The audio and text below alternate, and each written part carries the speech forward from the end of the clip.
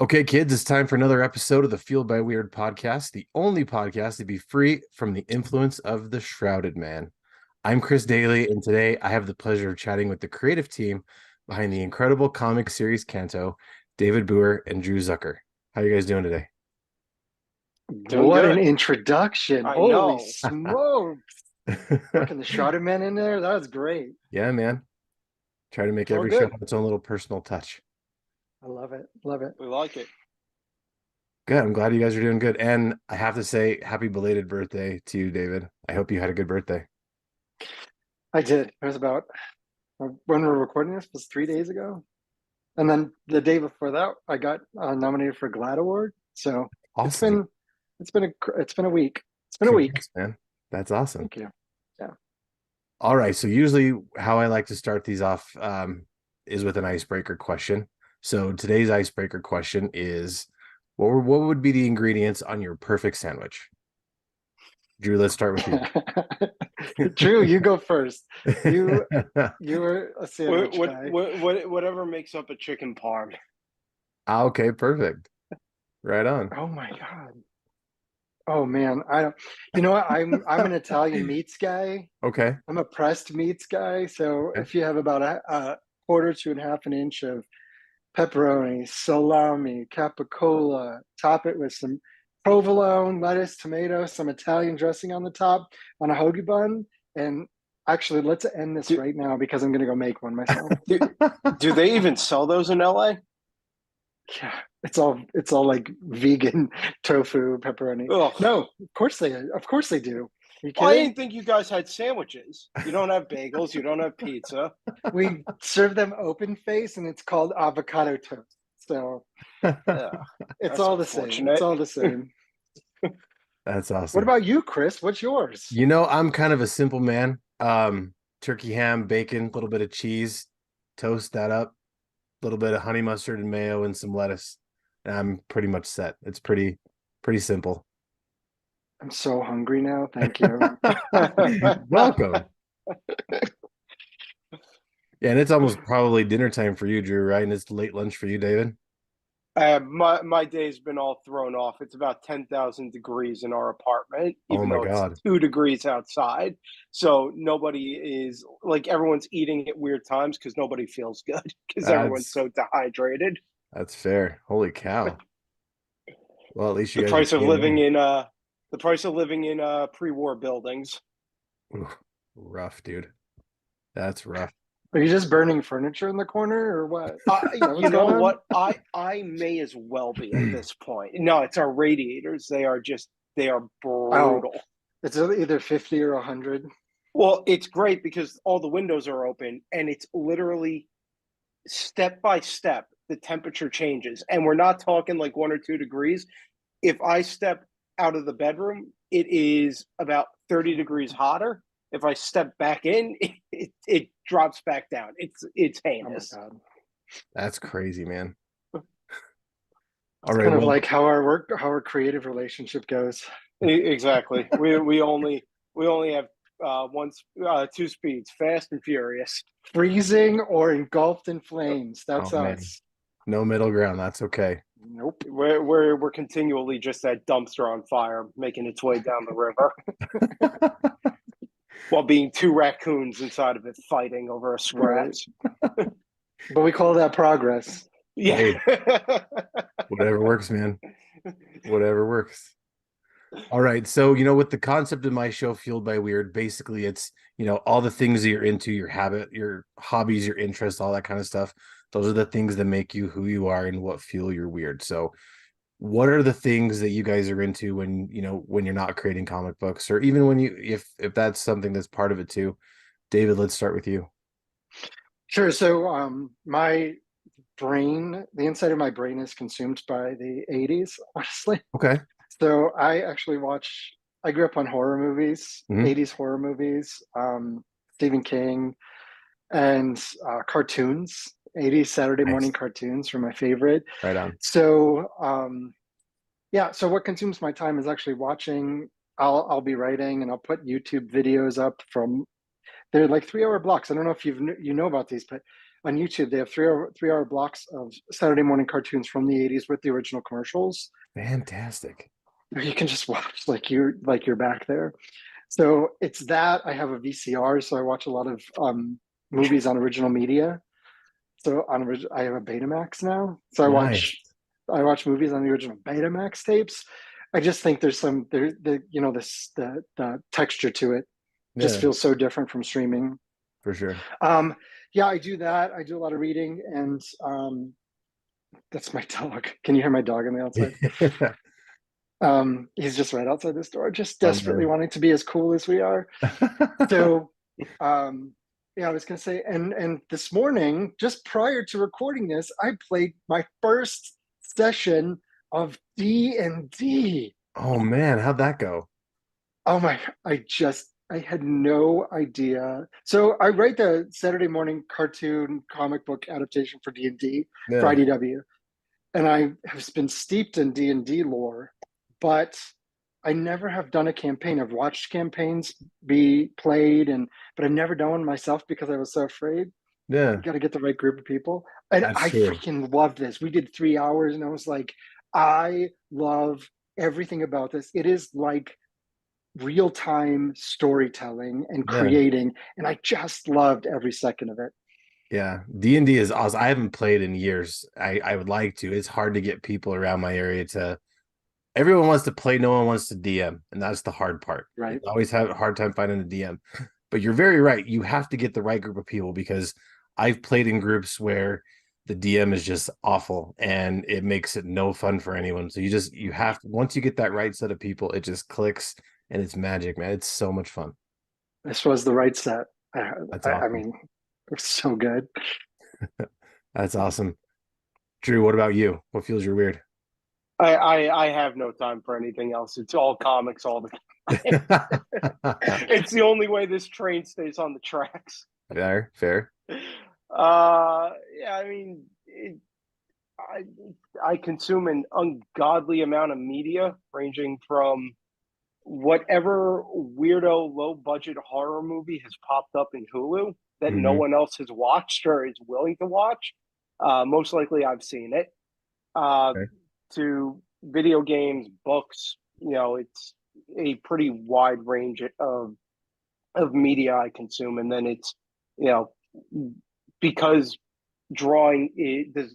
If I have to write anything, I can't do it. But for drawing, I can listen to whatever. So it's a lot of music. It's a lot of the rabbit hole I fell down was YouTube video game retrospectives, Oh, nice.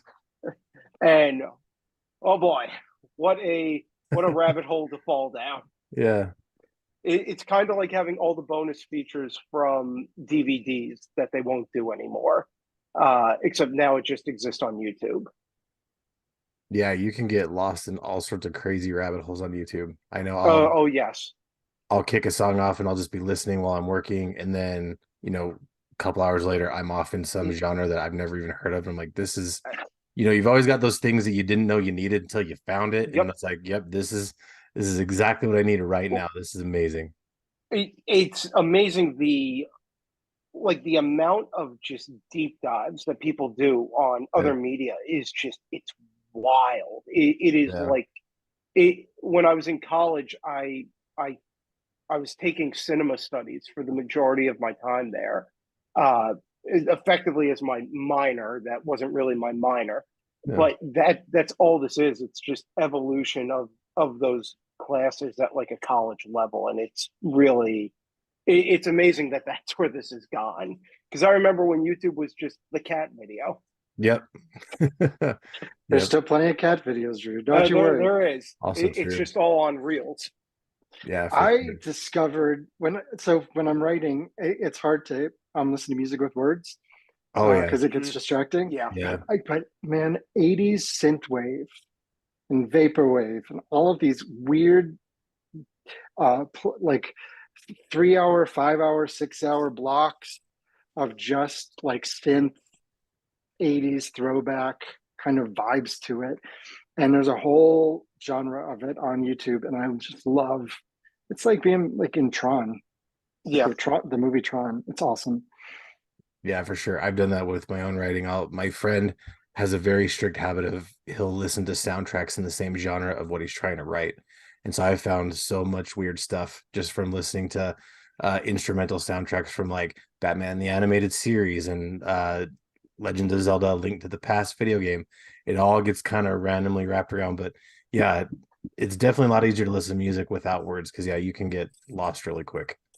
That's how I thumbnail. I can't thumbnail and do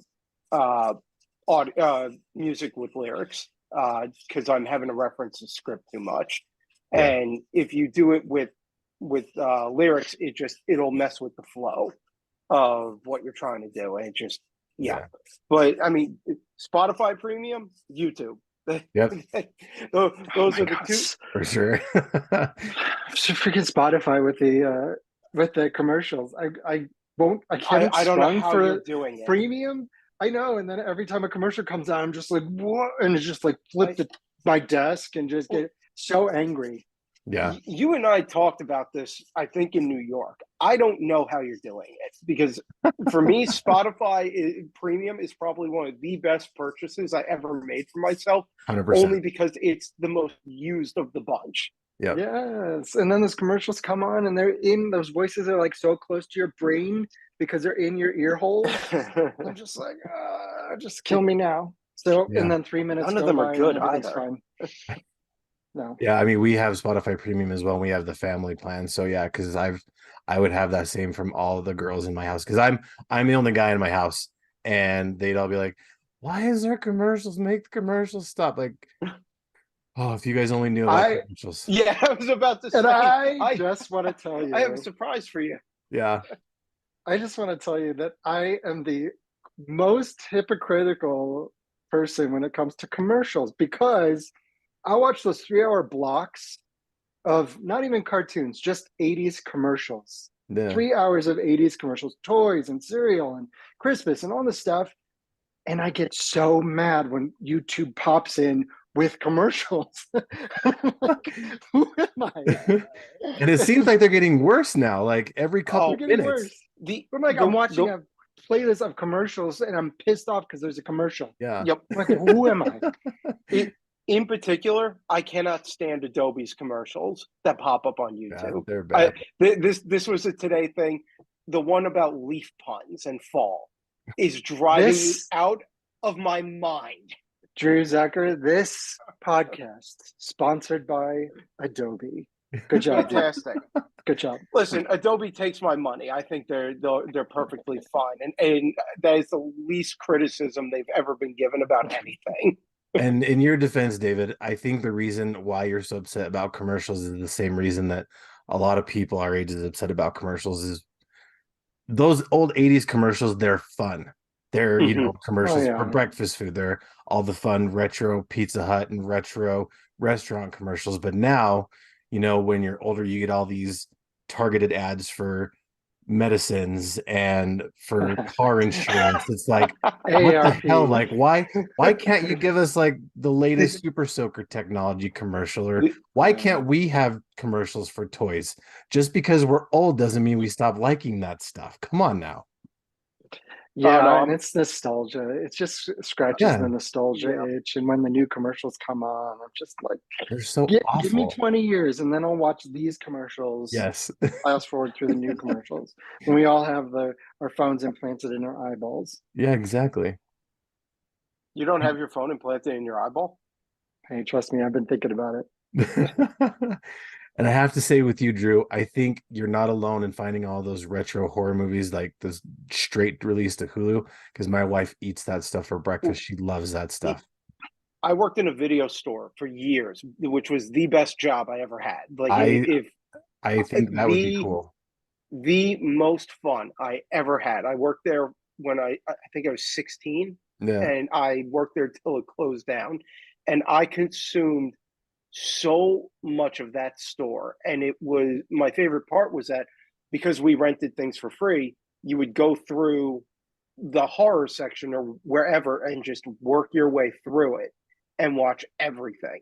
And that's kind of what like the dumping ground of the streaming services has become. Yeah. Those smaller movies that no one's heard of, Yeah. they tend to just get tossed up there. There's no fanfare, and then they sit around until somebody finds it and they start talking about it. But I mean, I watch a lot of middling, mediocre stuff for sure, Yeah. but it's, you know, it definitely scratches an itch that is missing from, you know, video stores not being around anymore. For sure. I never worked at a video, so I always thought it'd be cool to work there, but I worked at the step So right. much fun. I worked at the step right before I worked at a movie theater for several years. And yeah, there's some interesting things I could say about working in a movie theater, but yeah, it's kind of the same thing where, you know, you've got, you know, you can go in for free and you can work your way through all the theaters and watch all the movies, but you know, the first thing you want to do after spending 12 hours in a movie theater is not come spend more time in a movie theater. So Sure. sometimes it was hard. It helped that I could bring them home. For sure. Yeah. And I did the same thing when I was young. I just went to the horror section of the video store and just sort of worked my way down. And I was probably 11, 12 maybe, and I rented Evil Dead Part 2. And I had never seen the first Evil Dead. I didn't know what this was. Wow. And I watched it. I was probably like 12 or 13, and like I was just allowed to watch whatever. And the scene where the demon is popping up out of the trap door in the floor, and they smash down on the trap door, and do you remember this? Mm-hmm. The eyeball of the demon flies out across the room and goes into the screaming girl's mouth. But the way, if you watch it again, it's obviously where she spits it out, and they've run the footage backwards, and that's how they cut it in. Yep. And I paused the movie because I thought I was going to die laughing. And I rewound that scene 10 times in that moment, just watching this eyeball like go reverse into this girl's mouth and just cracking up. I think my parents were home at one point. They're like, what's going on? And I just couldn't get enough of it. That's awesome. I think they did it in the new Evil Dead remake too. It wasn't as funny, it wasn't as cute, but they redid that scene where an eyeball goes into somebody's mouth. To be fair, that remake is one of the most violent things I've ever seen, and I'm speaking as somebody that really enjoys that remake. But that remake definitely eliminated the camp out of it. Oh yeah, well, and then there was the new one, Evil Dead Rises. Yeah, that one's a bit more of a middle ground. And I think that's the one where they did the eyeball bit, and I was here for it. That's awesome. All right, so let's kind of shift gears a little bit. I want to talk about how you guys got started in your particular line of work, or what inspired you to get started. So, David, what was it that inspired you to start, you know, becoming a writer? Well, so I've been writing kind of different stuff since college, but I went to law school and I was a lawyer for 17 years before I started doing writing full time. Yeah.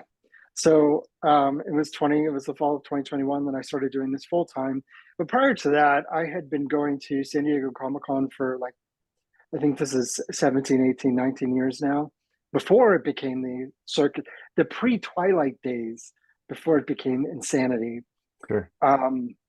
And I was there for TV and movies. And then I was like, what are these comics you speak of? And I started getting into comics. Yeah. And I started getting into comics that way. And probably right around the same time I started writing movies, TV, you know, trying to start that route. And then started just reading comics and sort of starting to think of ideas that could be good in comics. And that took me to like 2017. So, gosh, what is that? 7 years ago now? Oh my God. 7 years ago now, and I published my first book. And so since that time, I've been writing TV, film, comics, and really just loving it. Something that I've loved for a long time, but now getting to do it full time has been terrifyingly spectacular. We'll just put it that way. That's a good example. That's a good explanation. Drew, what was it about art that got you interested in becoming an artist? I've drawn my entire life, and it's just kind of what the family did. My grandmother taught art. My dad was fairly accomplished as photographer, and he was pretty good illustrator. My sister's an artist. My aunt's an artist. So it was one of those things where I was always that proverbial, good artist in high school. And then college came around. I had no interest in going to college Yeah. because I was sick of school. Sure. And my parents basically told me, "You're going to college." So that got me down to Savannah College of Art and Design. And I saw the sequential program down there. And originally I went down there to do toy design, but when I got down there and kind of rediscovered drawing again, it kind of became addictive. And when I got back into it, I just didn't stop. So, I mean, it's always been around. It's kind of ebb and flowed as far as what I wanted to do. But since I think my freshman year of college, it's been pretty clear that this is where I wanted to be. It's where I've kind of stuck around. So really, it's in the blood. It's the family business. Yeah, on my dad's art side, mafia. my mom never understood it until I think Canto came along. She's always had a bit of a head scratcher when it came to her kids, because she's always like, because we're like, the joke has always been everybody in the family's right-sided brain except for her. So I mean, it probably would have been weird if you were the one that ended up not being the artist, with everybody else in front of you. I think so. I've always kind of been the oddball of the family. I get that. Yeah. Really So the family, you can just lop that right off that sentence. Listen, you haven't met the extended family. So it's one of those things where I remember when I was in college, I think I was a sophomore, and the first Iron Man came out, and people asked me like, "Oh, do you want to go work in film? Why don't you want to go do that?" And I told them I like the idea of being in control of what it is I'm doing, where I am literally the one-man band, and it will, succeed or fail based on my abilities, whether they're as good as I think they are or not, as opposed to I worked on Iron Man, but what I did was animate his shoe or something like that. Yeah. You get to have a more complete vision when you're doing comics. And at the same time, you do get that kind of teamwork element of it, because there is a certain point of David and me work together, but we both have our own individual tracks that we have to go on as far as production. So, that part of it where it's like you get to be part of a team, but you also get to live and die by your own skills. It was really appealing to me. That's cool. Now, we're going to transition to you since you brought up Canto. I was watching back your interview with my friend Blake from Blake's Buzz. Shout out to Blake and Blake's Buzz. He had mentioned he was probably the last person in the world to read Canto. Well, I don't think that's true, because I just spent the last week reading Canto, getting all caught up. And guys, that book is amazing. I just want to say, I'm sure you've heard it 100 times from a million different people, but the book is so incredible. Never from you, Chris. We've never heard it from you. Exactly. So. And we never get tired of hearing it. Awesome. Well, yeah, I mean, it's an incredible book. I just kind of want to know, how did you come up with it? What was it inspired by something? Let's take us back and tell us about the origins of Canto.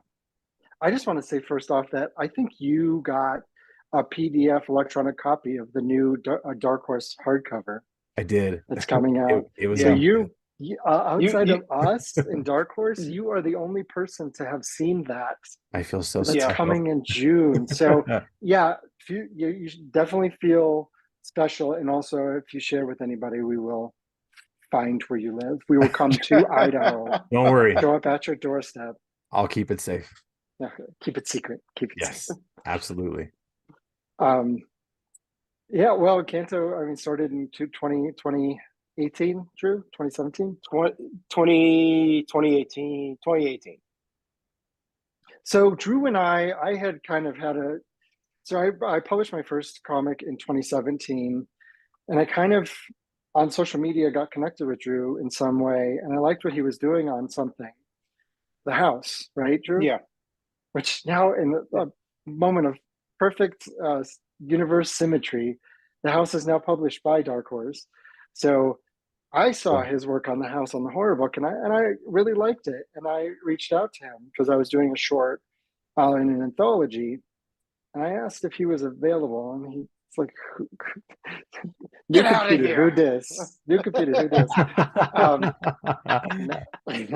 No, he was really nice with, trying to finish the house. And then once that was finished, he reached back out and he said he pulled open a drawer. And what was in that drawer since 2013, Drew?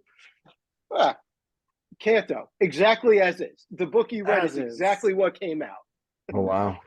No, he's no, not even a little bit. Not even remotely. So what was in that drawer? Tell them what was in that drawer. So the audience wants to know. So back in 2012, 2013, I did this sketch of what would become Canto, and it was really just a challenge to myself because I was doing the house, and the house was this World War II horror story, so it's all historical drawing, and I wanted to see if I could do something that was cuter or something that was totally different and would potentially have more mass appeal than what I had been doing. So I did this drawing, and I had a blurb and a rough idea of what the story would be for this character. And the idea was always that it was Wizard of Oz meets Dante's Inferno, but all ages, in the way that it truly could appeal to kids and adults. And then it went in the drawer and it sat there, and David comes along, who I sent him the little blurb I came up with along with the drawing, and he just ran with it. And kind of the best... I crumpled it up and threw it out, and I was like, this is what we're going to do. But when I got the character sketch in my inbox, I thought, it's within half a second of seeing it, Chris, I thought, I don't know who this character is, I don't know what the story is, but we are definitely telling it. I just saw so much. I connected with the character as it was designed, plus I saw that there was so much commercial potential for this character. It was just exactly the kind of thing that I wanted to do. So we started collaborating on that idea. I'm a big Wizard of Oz fan, and we sort of pushed it more sort of an all ages direction. And there was one choice that we made for the story that I think made all the difference in the world, which is we created this quest for him, but the quest he's going on is not to help himself. It's to save the heart of his beloved, because his race of people, they have clocks in their chests because they've been enslaved, and the entity that's taken them captive has removed their hearts and replaced them with clocks. So Canto loves this little clockwork girl, and her clock gets damaged, and now he's got to go in this great big fantastical adventure, has to go find where their hearts have been taken. He's got to bring her heart back to save her. And so many times, especially early on, folks would tell us that it was that quest about him doing something for somebody else that really made people connect with him as a character and with the story. So I just think back to that moment when we decided to do that, and I'm so glad that we did, because he would not be the character that he is if that quest was to help him rather than somebody else. Yeah, that's awesome. And with the theme of hope, I mean, there's a lot of themes that have been woven into the story, like you mentioned, but it seems to me the one that stuck with me the most is the theme of hope, where even between the Hollow Man, spoilers, I'm not going to spoil anything, I promise.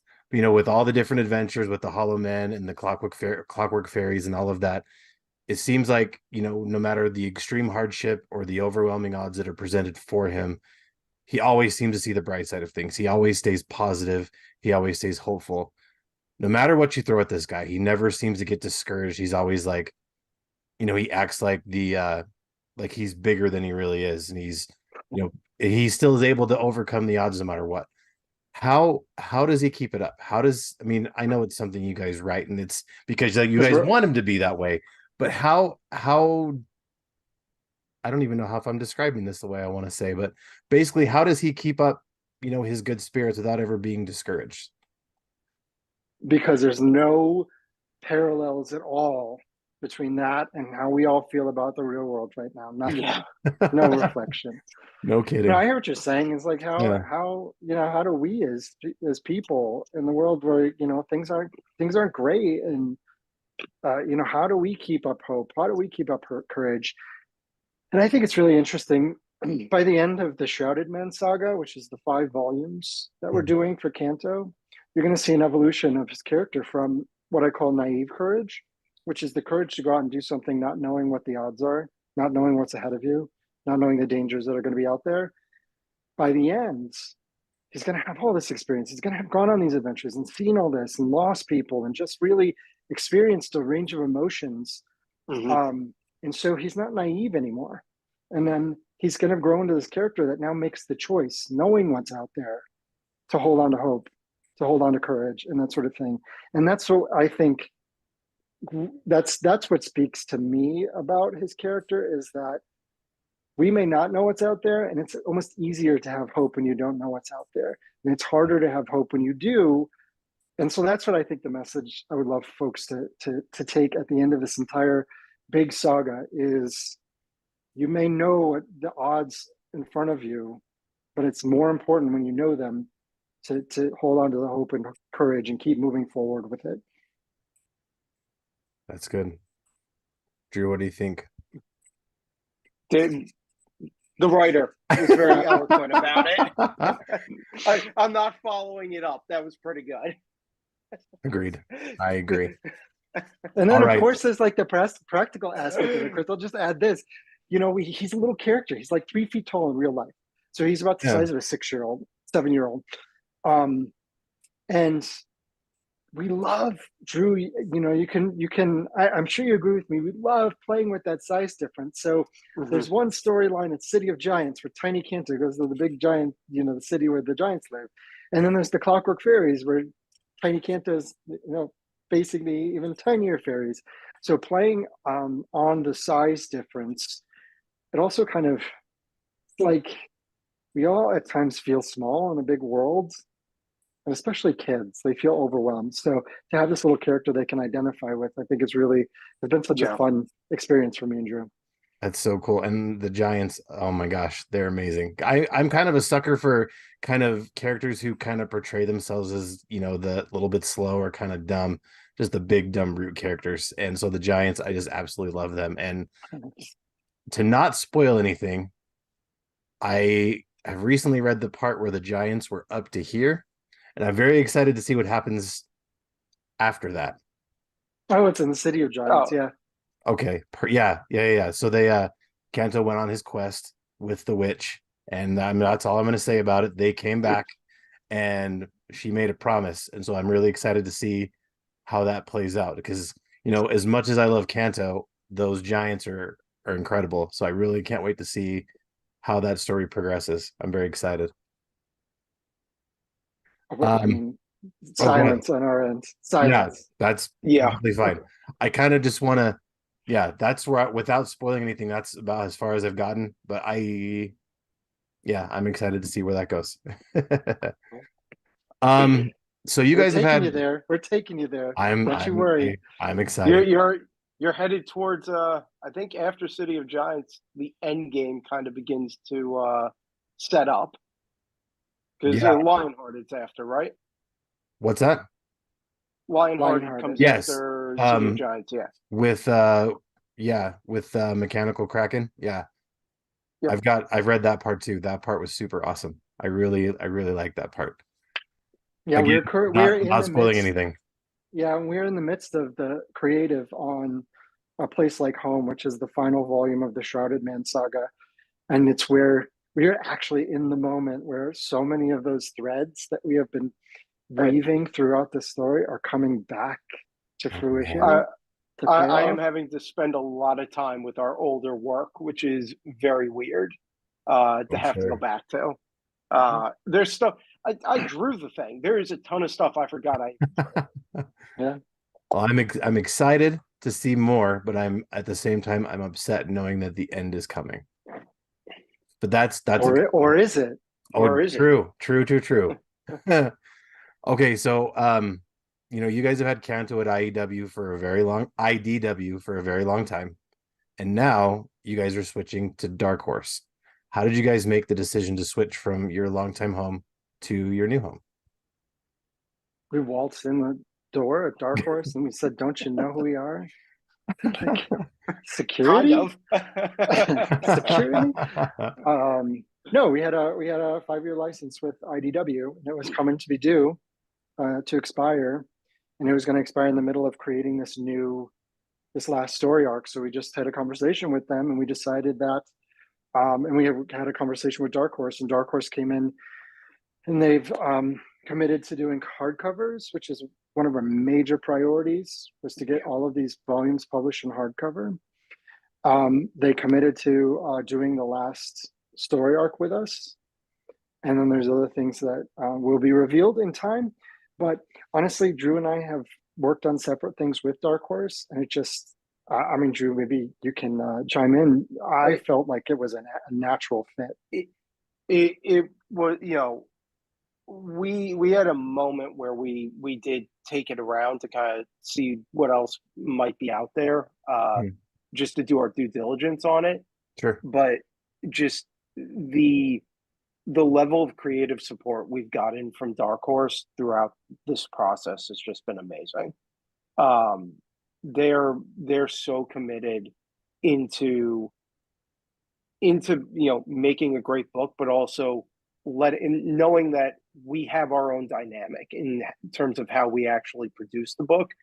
And they're very hands off and just like, listen, as long as you guys are producing it, go over there and do your thing, which has been great, because, you know, I'm sure David's got this too, as you kind of wander out into other publishers, other creators you work with, the dynamics change, and some publishers want to be a little more hands-on. Some of them want to give notes because it's licensed material. You're dealing with different editors. There is something to be said for that level of just, you know, a vision that is from the two of us, and it is just us being left alone to do our thing, which is really nice to be able to come back to.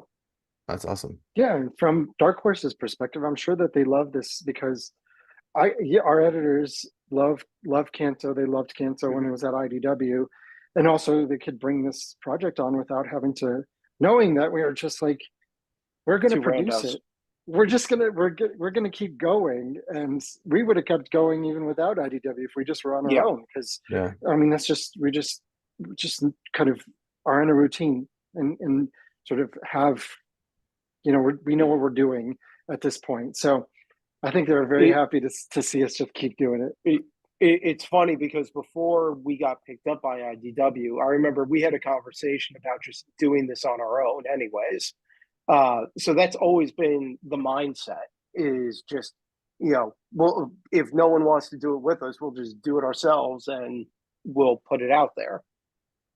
Yeah, we love this story so much that if 2018 we would have put it out Kickstarter or just published it on our own, because we just believed in it so much. Yeah. That's cool. And yeah, you know, at Geek Network, we're a big fan of all comic book companies, but Dark Horse has a special place. So we're very excited to see you guys continue with Dark Horse and see what's to come. We're very excited. Yeah, Drew and I have a relationship outside of it. Like I mentioned, Drew it has the house with Dark Horse, which is a fabulous horror graphic novel that everybody should read. We talked about it at the beginning, right? I agreed. You should read it. We talked about horror at the beginning, and it's like, you just got to find these gems out there and consume them if you're a horror fan. And then I do Killer Queens with Dark Horse, which is a big fun sci-fi romp. So very cool. it helps that they've seen from us that we can take projects from start to finish. Oh, I'm sure. And then we get to do these, Canto is kind of the primary thing where we put a lot of effort, but then we get to occasionally peel off and do these other, passion projects that we both have, which is really nice. That is nice. And speaking of that, I wanted to kind of talk to you guys a little bit about what's coming next. Speaking of, separate passion projects, I hear that you guys have been working on a MonsterVerse comic and that Canto may be adapted into a movie. I don't know what you're talking about. I don't know where these rumors keep coming from. It's ridiculous. So yeah, Drew and I are collaborating on Legendary Comics is publishing MonsterVerse Declassified, which is an anthology book. And each story, my understanding is each story is going to focus on one of the Titans. Yep. And so I think it's public, right, Drew? Yes, it is. Okay, so we're working on Tiamat. So it is out there now. We're working on Tiamat together, which is fabulous because Tiamat is just the best. That's so cool. Right, Drew? Oh, Tiamat. Favorite part about doing this was I turned in. Legendary asked me for sample pages, just so that they had something for the Kickstarter. I did it. I turn them in, and they go, "Well, it has to go to the mythology team, so we'll get back to you." I'm like, "The what team? What's a mythology team?" Oh man. So yeah, and then the pitch, yeah. So I'm like, I remember telling my editor, I was like, whoever designed Tiamat hates artists. That's what I came up with. I was like, this is designed to be cruel.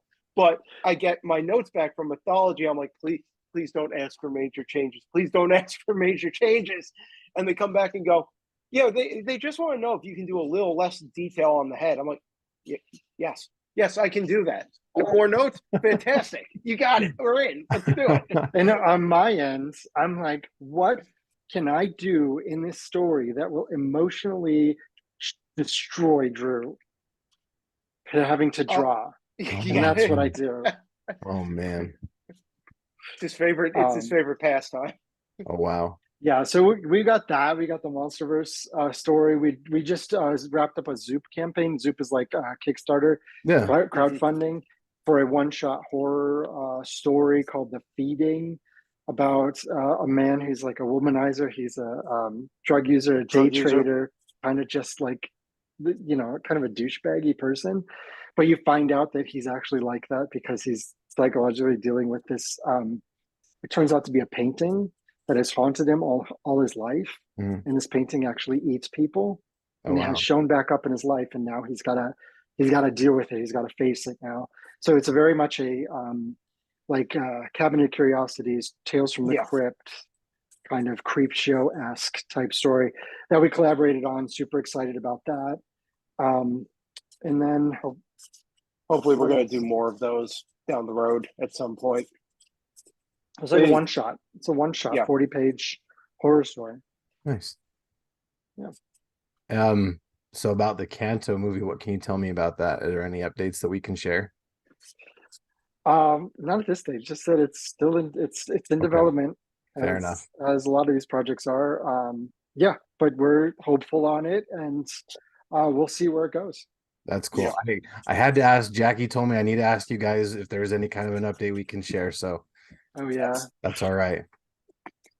Very cool. Jackie wants the scoop. So here I am. I got this. Yep. I got as much of a scoop as we can get, and that's okay. We'll take it. Yep. For sure. All right. So that's usually our scoop. Hey, that works. That works for me.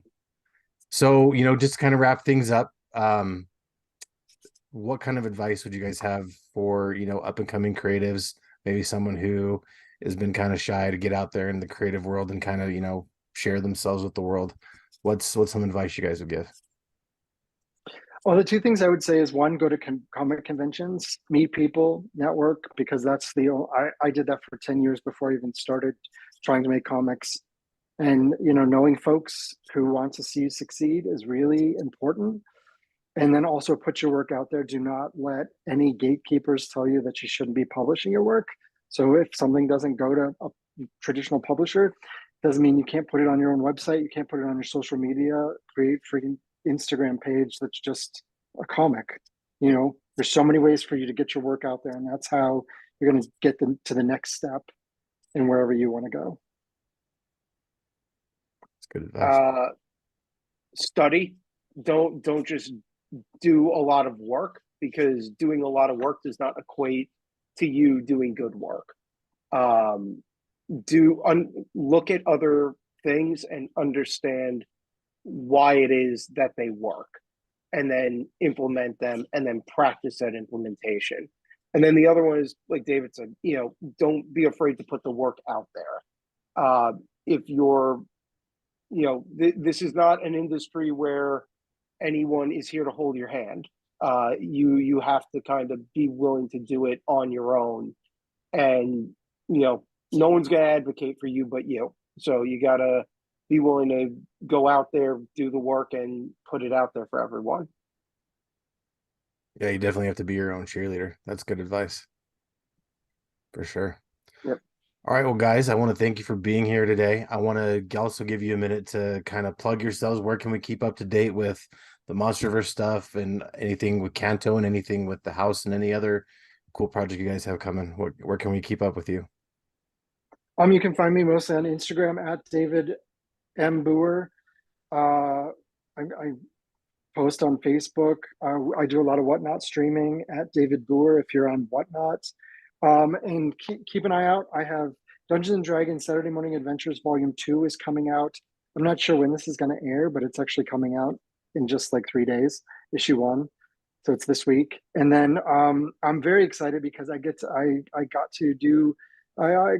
play in the Ghostbusters universe. So Ghostbusters Back in Town #1 is coming out at the end of March, just right in the same time as the new movie is coming out. So again, that was with Dark Horse. So that relationship runs deep, and I'm very excited about that. That's awesome. Drew, what about you? Yep. I am on Instagram at Art of Drew Zucker, and it's the same username for Whatnot. You can pretty much find me on any social media. It's usually Art of Drew Zucker. And Canto is mainly what I'm doing right now. So we will be out in June for Volume 1, and we should have announcements coming for A Place Like Home very soon. Yeah, so, I should have mentioned that it's available for pre-order right now. Is all 4 volumes are available for pre-order. Yeah, the first 4 volumes of the hardcovers from Dark Horse, and then we haven't solicited it yet, but mid-year this year, like June time, is going to be issue 1 of the last volume of Place Like Home, and we've seen all the covers so far, and they are. Everybody needs to get every cover because they are just chef's kiss. Awesome. That's cool. Well, I followed you guys earlier today on Instagram, so I can keep up to date with all of your stuff. And we're in touch with Dark Horse, so hopefully we'll be hearing all that stuff coming out, and we'll get some reviews for your guys' stuff up on our website. It'd be great. Speaking of our website, you can check us out at geek-network.com. All sorts of interviews like this, reviews, and all sorts of nerdy news goodness to scratch that nerdy itch. You can follow us on Instagram and Twitter at GeeksAZ, Geek Network on Facebook. You can find this show at Fueled by Weird on Instagram. I'm CD is Weird on Instagram. You can also check out Geek Network Media. It's a brand new social we made on Facebook and Instagram to follow updates on all the podcasts on our network. We've got a bunch of shows for everyone, all different kinds of genres. So come check it out and find a show that you'll love. The music for this show is by the band Polygon Horizon. You can check them out on Bandcamp. They're a great band. Make sure you go check them out. The logos for this show are done by my friends Chris Chandler and Mike Belcher. Go find them on Instagram and Twitter, and I'll put their tags in the show notes. And if you like the show, please leave a review and tell your friends, because word of mouth is our friend. And remember, kids, to embrace the things that feel you're weird and always geek responsibly. You guys, thanks so much for meeting with me today. I appreciate it. Thanks for having us.